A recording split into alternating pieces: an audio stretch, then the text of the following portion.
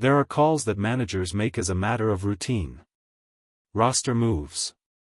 Trade updates. Lineup decisions. The ordinary administrative machinery of running a Major League Baseball team through the grinding length of a season that demands decision after decision after decision until the decisions themselves become reflexive, processed and executed with the professional efficiency of someone who has made enough of them that the weight of each individual one has been distributed across the accumulated experience of all the others.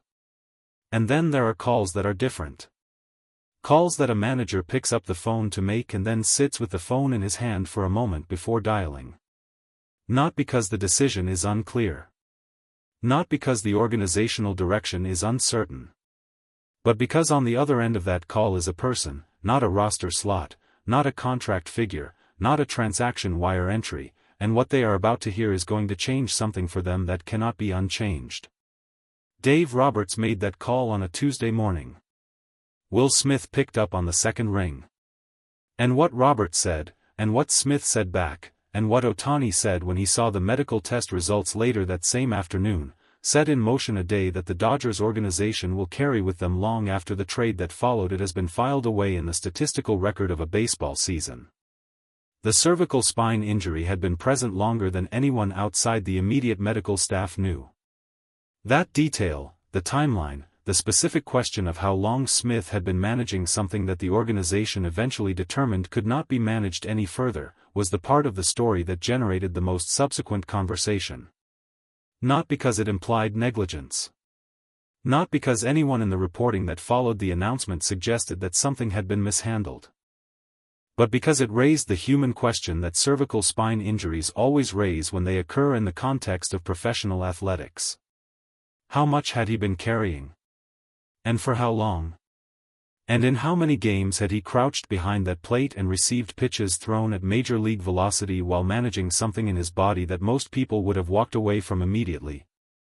The answers to those questions, as they emerged through the medical reporting and the subsequent organizational communication, added a dimension to the story that the transaction wire announcement could not contain.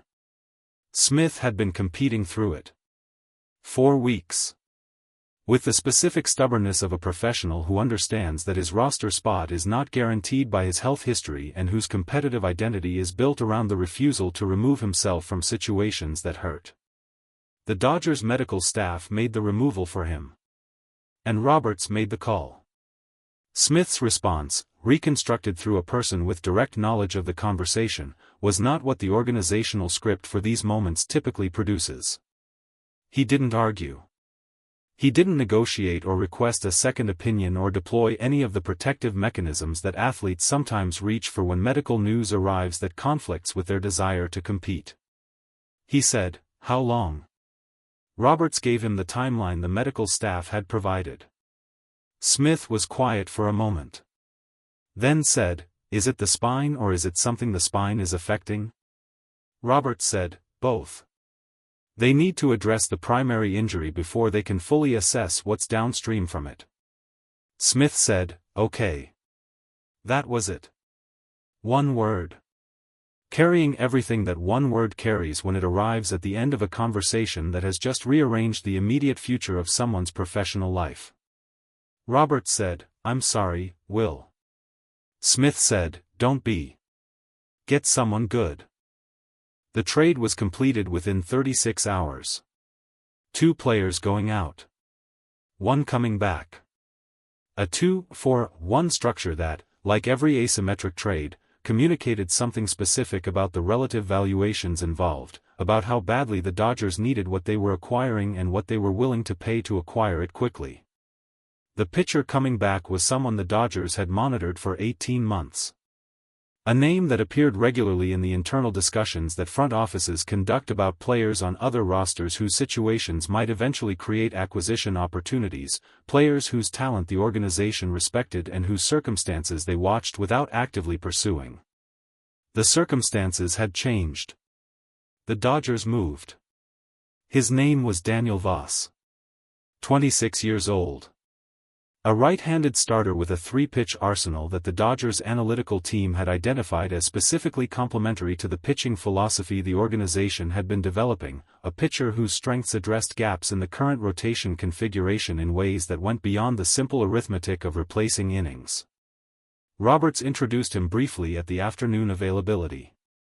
Gave the standard organizational language about addition and complementary pieces and the competitive value of depth in a pennant race.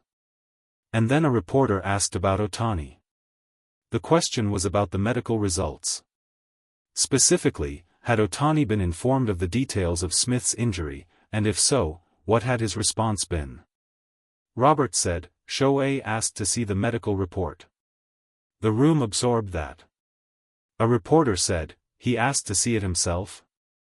Roberts said, he did. That is not a standard request. Players are typically informed of a teammate's situation through the organizational communication channels, a summary, a conversation with the medical staff, whatever level of detail is appropriate. Shohei asked to see the actual results. He paused. He said, we showed him. Another reporter asked, what was his reaction? Roberts said, he was quiet for a long time after reading it. And then he said, and I want to quote this accurately because I think the words matter, he said, after seeing the medical test results, I became very worried about Smith. Not about the roster. Not about the catching situation. About Smith. About whether he is going to be okay as a person. The room was quiet. Roberts continued, that is Shohei Ohtani. That is who he is. In the middle of a pennant race, with his own next start approaching, with a new catching partnership to build from scratch, his first response was concern for a teammate's health. Human concern. Genuine concern. The kind that doesn't perform itself. The first meeting between Ohtani and Voss happened that same afternoon. Not formally arranged. Not scheduled into the organizational calendar as a structured introduction with coaches present and specific agenda items to work through. It happened in the weight room. Ohtani was already there when Voss arrived, early, as Ohtani always arrives early, with the quiet purposefulness of someone whose preparation begins before most people's days. Voss walked in, recognized immediately who was in the room, and did what most people do in that situation, processed the recognition and decided in approximately 2 seconds how to navigate the next 30 seconds. He introduced himself. Directly. Without the excessive deference that some players bring to initial encounters with Ohtani, the slightly unnatural quality of someone performing normalcy in a situation they find extraordinary.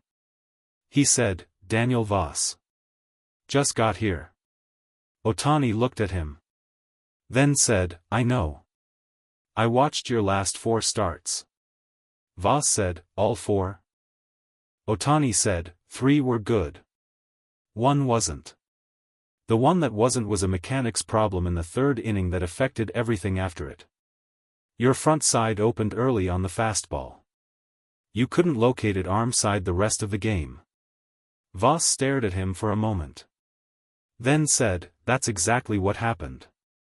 Ohtani nodded. Said, it's fixable. Then went back to what he was doing. Voss described the encounter to a reporter the following morning with the specific quality of someone still processing what the exchange had revealed. He said, I've been in professional baseball for 6 years.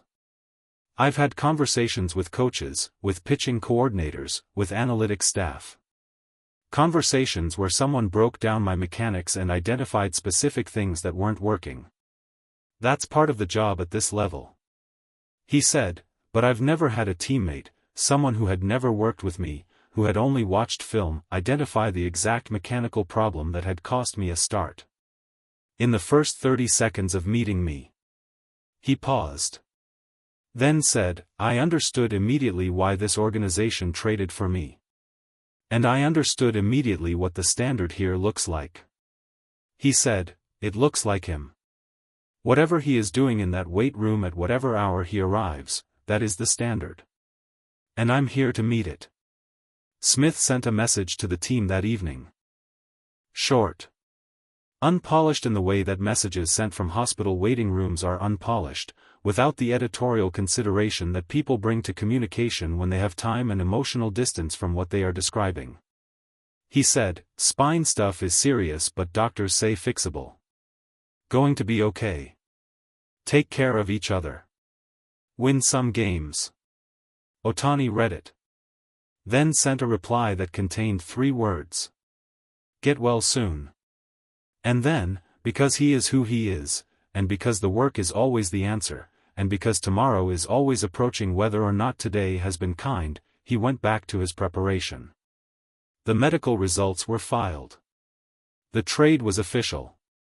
The new catcher was somewhere in the building getting oriented to a new organization. And Ohtani was already thinking about the next start. As he always was. As he always is.